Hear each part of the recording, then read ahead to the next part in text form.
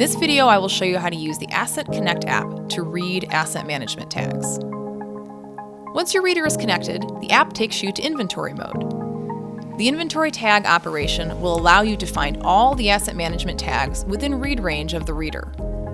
This action inventories the area around you to find and identify assets. Most actions within the Asset Connect software will begin with an inventory tag operation. To begin, pull and hold the trigger on your reader and point in the direction of asset management tags.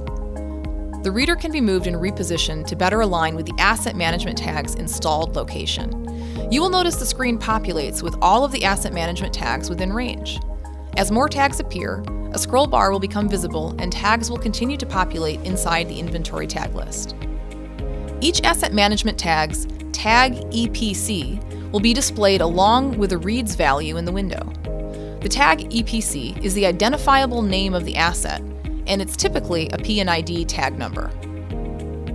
The reads value is an indicator of the location of the tags. The more reads, the closer the tag is to the reader. Release the trigger on the reader when you have the tag in view that you wish to read. When releasing the trigger, the inventory tag list will stop populating. Now you can select the asset which you would like to perform a complete read operation. This will allow you to read all of the data on the asset management tag. Double-click on the desired tag EPC from the inventory tag list. Now the read-write tag operation is selected in the navigation bar. This is the first step of the read operation. To read all data on the selected tag, pull and hold the trigger on the reader. Be sure to stay within range of the tag. The message pane will indicate the reading block number as the read operation is performed. This can take a couple of seconds depending on the environment and distance between the tag and the reader. Once the read operation is completed, the message pane will indicate done, and all the data from the tag will be displayed in the window. The reader trigger can now be released. The data displayed is dependent on the asset type.